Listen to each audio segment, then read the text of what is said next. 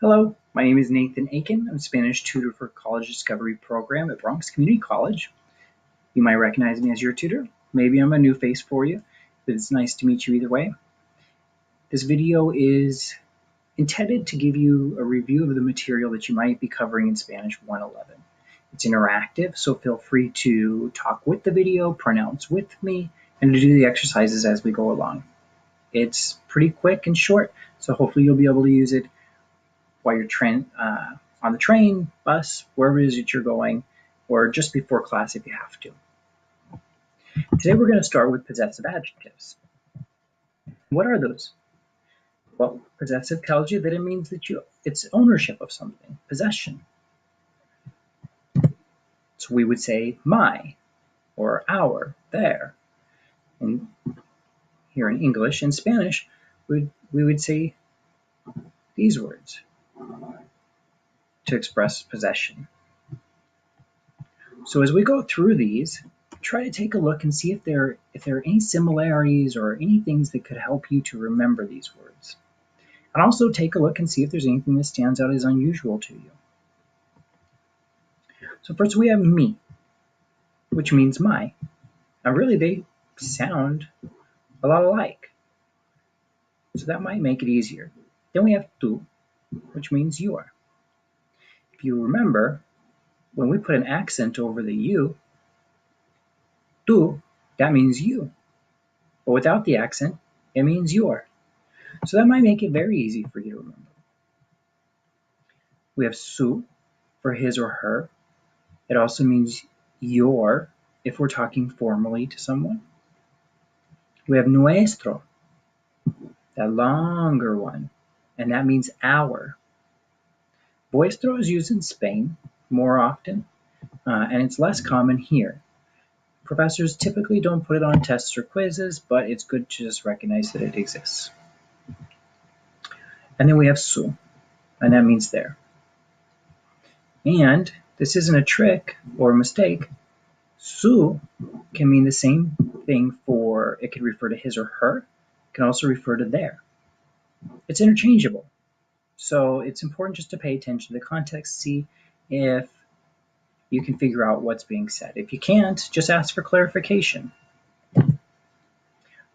For example, let's go through here. We have the English side here and the Spanish side here. Go ahead and try to match each one with the corresponding translation. So we have my brother. You'll note that brother is hermano, this little guy, and that we don't pronounce the H here. So this first part sounds a lot like air, like what we breathe, hermano. All right, so which one is my brother? Mi hermano. How about your brother? Tu hermano. His or her brother? Su hermano. Our brother? Nuestro hermano. And there's just one left, their brother, which is su hermano. So if you got those all right, great job. If you didn't, you probably just learned something, and that's also great. So what about if there's more than one brother, or car, or house?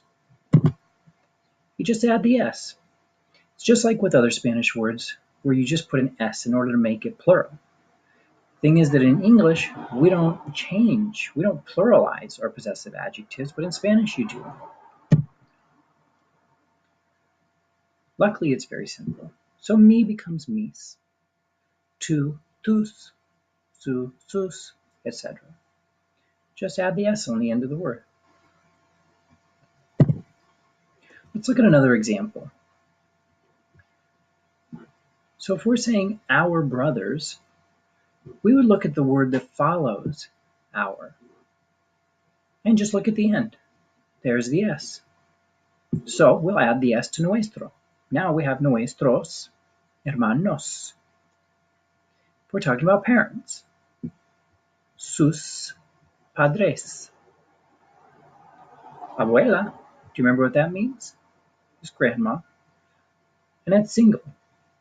There aren't multiple, so we don't need an S on either one. su abuela. Do you remember this word? Primos. It means cousins. And it is plural, so we'll put the S. Sus primos. His cousins. My uncle. Tío.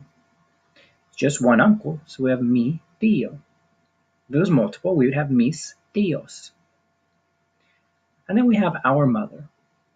Nuestra madre. And what is that? Do you remember what that's about? We didn't talk about it today. It's almost like I have one last thing to talk to you about. Sure enough. So nuestro is special. Not only is it a long word and it's most fun to say, or challenging at first, it becomes fun. But also, we have to look at the ending. Because it ends in an O and the other words do not, it may have to change based on the gender of the noun that it's describing. So, if we're talking about our brother, nuestro hermano, it would look like what we practiced. But if we're talking about our sister, which ends with an A, hermana, then we would make these match. Nuestra hermana. It's really just a matching game. Nuestro hijo or nuestra hija. What do those words mean? Hijo, hija. Child. In this case, son or daughter. Then we have nuestro carro, nuestra casa. So be mindful of that. Spanish is really wonderful in the fact that it gives you little clues all the time with the S's here or the gender. Let's do some exercises before we finish up. So we have these entire sentences. Me llamo Carmen, blank, hermano es Javier. And they're great. It's important to translate them and to understand them. But in this case, and in the case of a quiz or test, the thing that you want to pay most attention to is really just this word here. First, is it plural? Is there an S there? No, there's no S. It's singular. So right away we can rule out a couple of these options. These here, nuestros y sus. Telling us that it's mi hermano. So my name is Carmen, my brother is Javier. Blank madre es médica y trabaja en un hospital. Someone's mother is a doctor and she works in a hospital. Well, is it plural? Is there an S there? No. So we can cancel one of them out, can't we? This one here with the S. It comes down to these two. And because this word is special, we have to look at the gender of this one. Well, which one would you choose? Hopefully it matches this one. Nuestra, because madre is feminine. La madre, nuestra madre. So blank padre es profesor y enseña biología. So blank father is a professor and he teaches biology.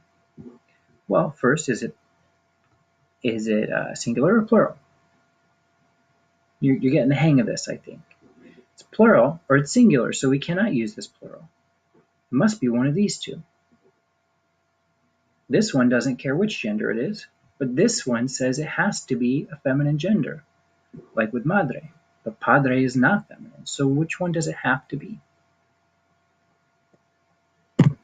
Must be tú. Tu padre es profesor y enseña biología. Very good. So that's all for today. That covers our possessive adjectives. I hope this was helpful. If there was anything that was confusing, please let me know what you think of the video. You can leave comments. You can send me messages. My email is here below. If you are in the College Discovery program and you want extra lessons, feel free to come in on Thursdays between 12 and 2. That's my walk-in time. Otherwise, I'll see you in the next video. So long.